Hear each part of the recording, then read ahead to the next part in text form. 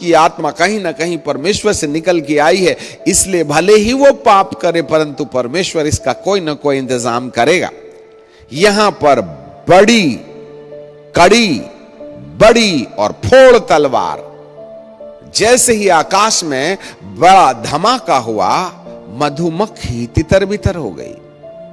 जरा ध्यान से सुनिएगा, जब वो समुद्र के अंदर में था ना, जिसको मधुमक्खियों ने काट खाया था, उसने भी वहां पर एक भयानक आवाज सुनी और वो सारे बिच्छू तितर बितर हो गए और वह जीवित होकर के वापस लौट आए। अभी दार्शनिक को प्रभु फिर उसी समुद्र में ले जाता है कि वह अजगर जो 5 मंजिला ऊंचा था, वह धीरे धीरे सबसाइड होकर के अपनी जगह में बैठ जा रहा है, मगर आधा पानी में रहता है और आधा समुद्र में रहता, बाहर रहता है। हर समय वो बाहर नहीं रह सकता, उसे पानी में जाना ही पड़ता है।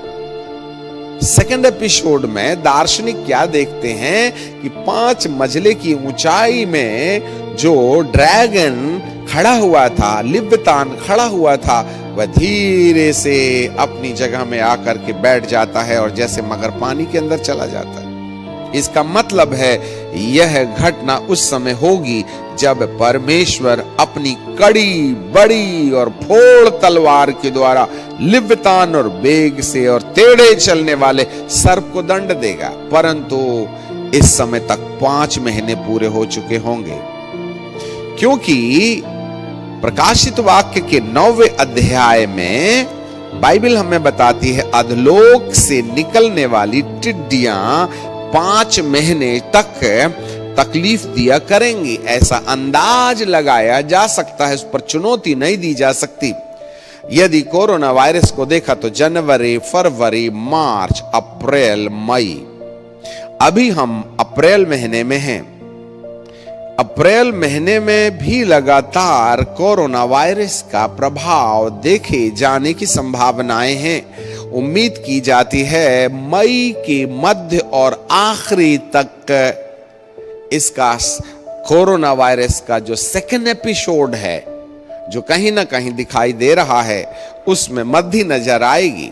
परंतु लगभग मई के दौरान कहीं ना कहीं परमेश्वर का हाथ, आप प्रभु के भक्त कितनी भी प्रार्थना करें उससे ज्यादा असर देखे नहीं जाएंगे। इसलिए यह नहीं मान लेना चाहिए कि परमेश्वर भक्तों की प्रार्थना सुनने से इनकार कर रहे हैं, परंतु परमेश्वर को अपने वचन को पूरा करना यह पहली जरूरत है, भक्तों की प्रार्थना दूसरी जरूरत। यदि इन टिड्डियों को 5 महीने तक तकलीफ देने की अनुमति दी गई तो 5 महीने तक परमेश्वर अपने भक्तों की प्रार्थना को ठहरे रखाएगा और उसके बाद में वह उत्तर देने के बाद कहीं ना कहीं इन विपरीत परिस्थितियों में विश्राम मिलेगा। और मई के बाद लगभग इस त्रासदी में विराम मिलेगा। परंतु एक और खतरे की घंटी यहां साफ प्रभु दिखा रहे हैं, और वो ये है, जैसे ही मई के बाद में इस प्रभाव में कहीं ना कहीं कमी बेसी नजर आए, में तक स्वतंत्रता, फिर लोग परमेश्वर से प्रार्थना करना, उपवास करना, उसके बारे में खोजना फिर बंद कर देंगे। वायरस के समाप्त होने के तत्पश्चात धरती पर थोड़े समय का, महीने का विश्राम मिलेगा, साल की बात नहीं कर रहे हैं। और उसी बीच फिर एक बार दूसरी त्रासदी शुरू होगी, जो अक्टूबर, सितंबर, अक्टूबर, नवंबर से फिर एक बार शुरू हो जाएगी। और ये महामारी, ये विपत्ति फिर धरती पर पहले से कहीं ज्यादा विनाश लीला लेकर के आएगी। ये बातें 2020 में ही घटेंगी। और इस दौरान जब अब की समस्या से बड़ी भारी समस्या धरती पर न केवल वायरसेस में वरन अलग अलग रूपों में धरती पर ऐसी त्रासदियां आ जाएंगी, जहां पर चाहे भूकंप हो, मरी हो, हत्या हो, या आर्थिक कंगाली हो, चोरी हो, राजनीतिक दबाव हो, देश में युद्ध की संभावनाएं हो, स्वार्थवाद के आधार पर अलग अलग एपिसोड्स में कहीं कई प्रकार की विपरीत परिस्थितियां आएंगी। तब एक ऐसे पुरुष का प्रगटीकरण होगा जो चांदी के समान चमकने वाले कपड़े, जिसके बाल सिर बाल भी सफेद हैं, मतलब चांदी की तरह हैं, वह मृदुल भाषा में धरती को संदेश सुनाएगा। यह है प्रकाशित वाक्य का 6वें अध्याय का श्वेत घोड़े पर विराजमान एक पुरुष जो शांति की बातें लेके आएगा। महाक्लेश काल के समान क्लेश काल के में जैसे 7 साल के महाक्लेश काल की शुरुआत में सफेद घोड़े का साम्राज्य 3.5 साल तक चलेगा, इसी तरीके से इन त्रासदियों के बीच में शांति का संदेश लेकर एक मानव मनुष्य जो राजनीतिक नेता नहीं होगा, वरन वह किसी भी धर्म की मोहर लेकर के खड़ा नहीं होगा, ना वो क्रिश्चियन होगा, ना मुसलमान होगा, ना हिंदू होगा, और ना ही वह किसी धर्म को हाईलाइट करेगा, परंतु वह स्वयं में एक धर्म बनकर के खड़ा हो जाएगा, जिसके कारण से सब धर्म के लोग शांति की बातें, और जरा ध्यान से सुनिएगा, वो व्यक्ति नदी, पानी, समुंदर और आग की बातें करेगा, किसी और शास्त्र की बातें नहीं, किसी धर्म की बातें नहीं, किसी पंथ को, किसी सिद्धांत को, किसी राजनीति को हाईलाइट नहीं करेगा, और उसका प्रकट होना इसी वर्ष के आखिरी में दिखाई देने लगेगा। और बेहताश लोग, सब धर्म के लोग, सब जाति के लोग, सब पार्टी के लोग, सब राजनीतिक लोग उसके पीछे चलने लगेंगे, और वह विश्व के हर राजनीतिक नेताओं को सलाह दिया करेगा, और वह उसको पूज्य मानने लगेंगे। लिसन मी केयरफुली, ये वर्ष हमारे लिए बड़ी अटकल वाला वर्ष है, और इस तरीके से 2021 भी धोखे में गुजरेगा, क्योंकि यह सब कुछ धोखे के साथ होगा। यह पुरुष बात तो शांति की करेगा, यह पुरुष जरूर कहीं ना कहीं सब धर्म को इकट्ठा करके, तब प्रकाशित वाक्य की इस किताब को यदि हम देखें, जहां पर 13वें अध्याय में बाइबल हमें बताती है, फिर मैंने एक पशु को समुद्र में से निकलता हुआ देखा, जिसके 10 सींग और 7 सिर थे। 1 रिलीजन इन द वर्ल्ड, याद रखिएगा, यह धार्मिक नेता होगा जो राजनीतिक नेताओं की मदद करेगा, और विश्व भर के राजनीतिक नेता इस धार्मिक नेता के पास आकर के सलाह मांगेंगे कि हमें क्या करना चाहिए। करोड़ों लोग उसके पीछे चलेंगे, क्योंकि बाइबल का परमेश्वर कहता है, जो पशु मैंने देखा वह चीते की नाई था, उसके पांव भालू कैसे थे, और उसका मुंह सिंह का समान था। अजगर ने अपनी सामर्थ और वह सिंहासन और बड़ा अधिकार उसको दे दिया था, और उसके सिर पर एक ऐसा भारी घाव लगा देखा, मानो वह मरने वाला था, और उसका प्राण घातक घाव अच्छा हो गया। पृथ्वी के लोग उस पशु के पीछे अचंबा करते हुए चले। लिसन मी केयरफुली, ये प्री एंटी क्राइस्ट है, अर्थात यीशु के आगमन के पहले एंटी क्राइस्ट की ओरिजिनल छवि में से निकाल करके अलग की गई कॉपी है। ये ओरिजिनल एंटी क्राइस्ट नहीं होगा, जो 7 साल के महाक्लेश काल में लिटरली हिटलर के समान 3rd वर्ल्ड वॉर लेके आएगा।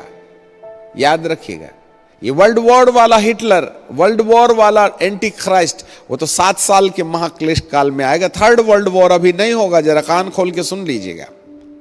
वरन धर्म के अंधपन में, अध्यात्म के अंधपन में कहीं ना कहीं इसका उद्देश्य होगा कि वह परमेश्वर की ओर से इंसान का ध्यान हटा करके विश्व का ध्यान अपनी ओर इकट्ठा करे, कि लोग उसको ईश्वर मानना शुरू हो कर दें।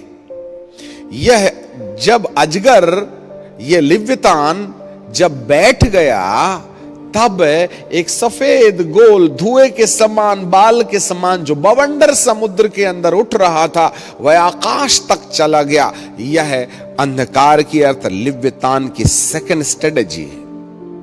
एक स्ट्रेटजी तो भौतिक संसार में शरीर के द्वारा शरीर में विनाशकारी परिस्थितियों को उत्पन्न करना है, परंतु दूसरे ओर धर्म की आड़ में अर्थात अध्यात्म की आड़ में वह मानव के मन को ऐसे विकृत कर देगा कि परमेश्वर की, सच्चे परमेश्वर के प्रति आस्था मानव मनुष्य के जीवन के अंदर से समाप्त होने लगेगी।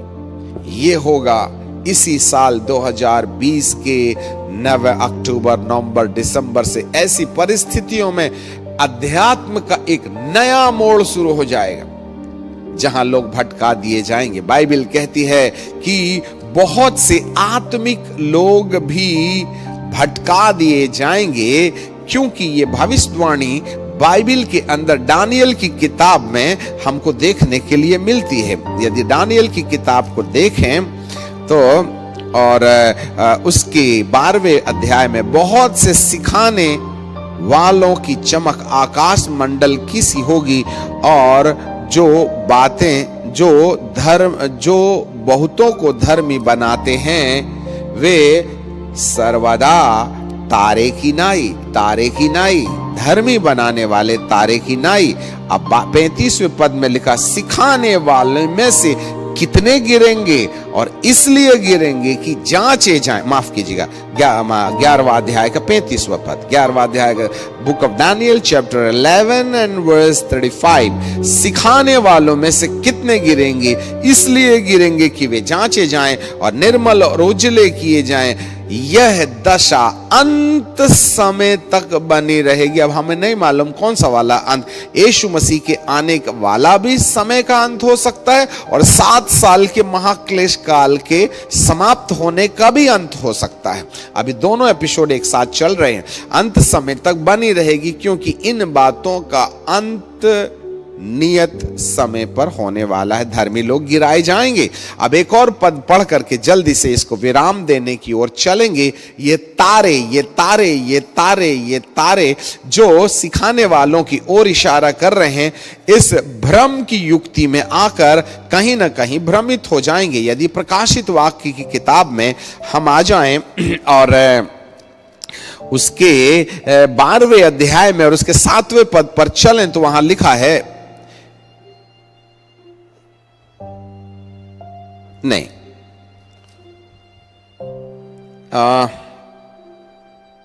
यस 12वें अध्याय में आ जाएं। वहां लिखा है, स्वर्ग में एक बड़ा चिन्ह दिखाई दिया, और एक स्त्री जो सूर्य ओढ़े थी, चांद उसके पांव के तले था, और उस पर 12 तारों का मुकुट था, और वह गर्भवती थी, चिल्लाती थी, प्रसव पीड़ा में लगी थी, और वह बच्चा जनने की पीड़ा में थी। यह विश्वव्यापी कलीसिया है, जिसको परमेश्वर के पुत्र प्रकट होने की समय की जच्चा की पीड़ा हो रही है। और एक और स्वर्ग पर एक चिन्ह एक और चिन्ह स्वर्ग पर दिखाई दिया, और देखो एक बड़ा और लाल अजगर, यही लिव्यतान, जिसके 7 सिर और 10 सींग थे। उसके सिरों पर 7 राज मुकुट थे, और उसकी पूंछ ने आकाश के तारों की 1/3 खींचकर पृथ्वी पर गिरा दिया।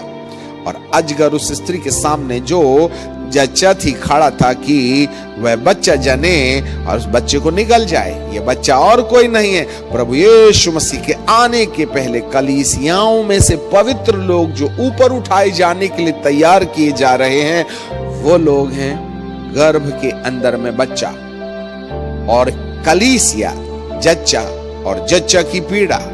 ये जो 2020 में पीड़ाएं हैं, 2020, 2021 और 2022 के अंदर कलीसियाओं में अलग अलग प्रकार की जो पीड़ाएं होंगी, उसी बीच में परमेश्वर असंख्य परमेश्वर के पुत्रों को प्रकट करेगा, जिन पर अधोलोक के फाटक प्रबल नहीं होंगे। ये होगी जागृति।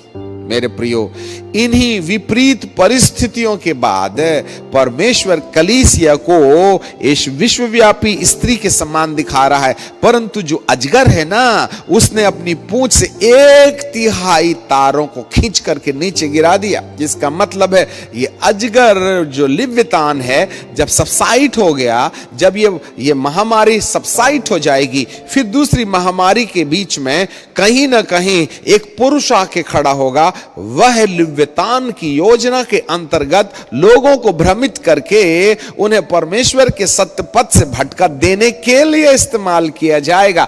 अर्थात आने वाले दिनों में बहुत सी कलीसियाएं और बहुत से सेवक भटका दिए जाएंगे इस लिव्यतान के सेकंड एपिसोड में।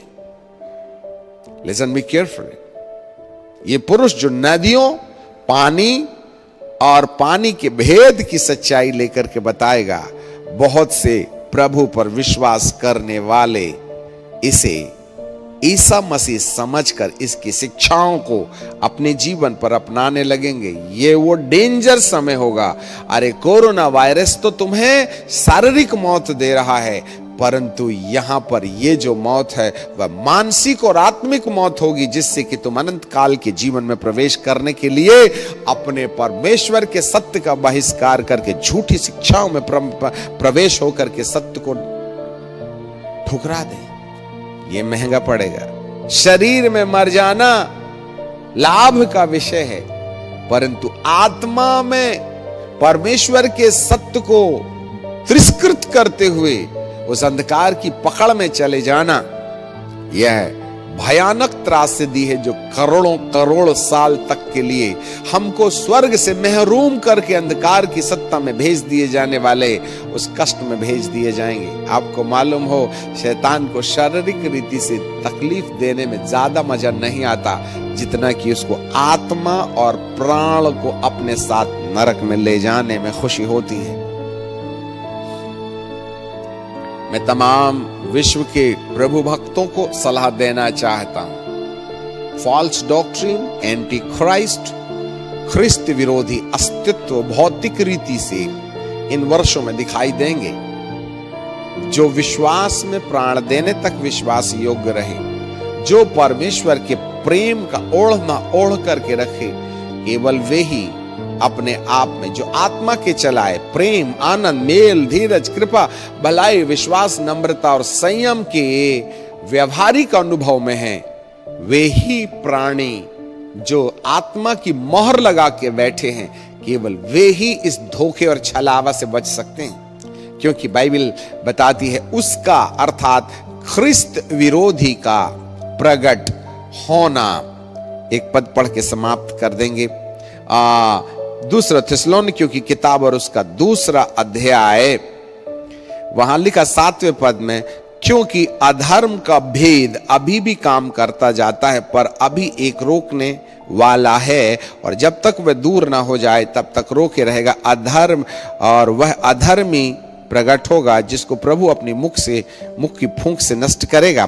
10वें पद में लिखा, नाश होने वालों के लिए अधर्म के सब प्रकार के धोखे के साथ होगा, क्योंकि उन्होंने सत्य के प्रेम को ग्रहण नहीं किया। इसका मतलब सत्य का प्रेम ही आपका कवच है जो इस अधर्मी की तमाम प्रकार की चालबाजियों से बचा सकता है, और उन्होंने सत्य के प्रेम को ग्रहण नहीं किया, उनका उद्धार हो सकता था, क्योंकि इस कारण से परमेश्वर उनमें भटका देने वाली सामर्थ को भेजेगा।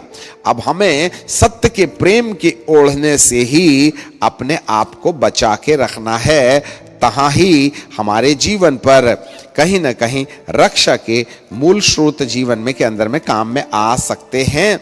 अब बाइबल का परमेश्वर कहता है उसके प्रकट होना हर प्रकार की झूठी सामर्थ और धोखे के साथ होगा। परमेश्वर आपके मन की आंखों को खोले।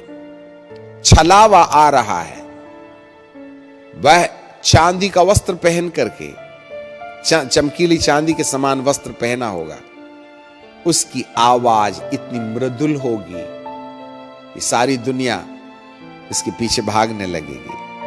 अलग अलग शास्त्रों में एक नए अवतार की चर्चा है, यह और कुछ नहीं, वह छलावा है जो लिव्यतान के कंट्रोल में होकर के धरती पर परमेश्वर के सत्य से लोगों को दूर करने का प्रयास किया जाएगा। सांकेतिक भाषा में समझ लेना ही बुद्धिमानी है। परमेश्वर आपको आशीष दे। ख्रिस्त विरोधी का, प्री एंटी क्राइस्ट का उदय इसी वर्ष धरती के अंदर में दिखाई देने लगेगा और सैकड़ों भक्त लोग उस पर चिंतन और मनन करके सत्य के ऊपर शंका करना शुरू कर देंगे।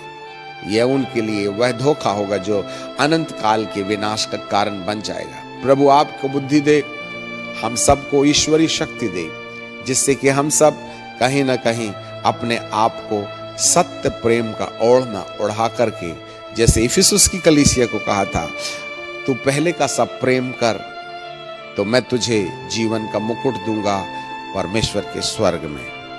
प्रार्थना करें। पिताजी, हम आपको धन्यवाद देते हैं पिता, इन भविष्यवाणी के वचन को जो अगले वर्षों में धरती के अंदर घटने के लिए हमें संकेत मिलते हैं, जो वचन में भी पाए जाते हैं, हम आशंका जता सकते हैं, इस पर दावा नहीं कर सकते, क्योंकि हम ज्योति की संतान होने के कारण हम समझ सकते हैं कि प्रभु आप क्या चाहते हैं। प्यारे बाप, आप न मात्र बीमारियों से बचने की, वरन छलावा और धोखे से बचने के लिए, जो बहुत ही कम समय में लिव्यतान के सबसाइड होने के बाद बौद्धिक रीति से प्रभु एक ऐसी परिस्थितियां जिस पर लोग अपने विश्वास को खोने लगेंगे और अंधकार के ऊपर विश्वास करने लगेंगे, क्योंकि उसका प्राण घातक घाव अच्छा हो गया और सारी पृथ्वी के लोग उसके पीछे चलने लगे। कुछ ऐसा ही एक आध्यात्मिक पुरुष जो अंधकार की सत्ता के द्वारा नियुक्त किया जाएगा, अरबों लाखों और करोड़ों लोग उसके पीछे चलने लगेंगे। इस सत्य को समझ लेने के लिए विश्वासी समुदाय की आंखें खोल दीजिएगा, ऐसी आप कृपा और दया कर लीजिएगा। और इसी बीच परमेश्वर के पुत्रों के प्रकट होने का, जागृति का काम शुरू होगा और 1/3 धरती कहीं ना कहीं पीड़ित की जाएगी। प्रभु, करीबन 38% धरती के लोग कहीं ना कहीं विपत्ति और महामारी और इस छलावे में आकर विनाश लीला के कारण हो जाएंगे, ऐसे आपके वचन में लिखा है और वे बातें अब प्रत्यक्ष होने का समय आता नजर आता है। पिताजी, हम आपको धन्यवाद देते हैं, यीशु नासरी के नाम से मांग लेते हैं, आमीन।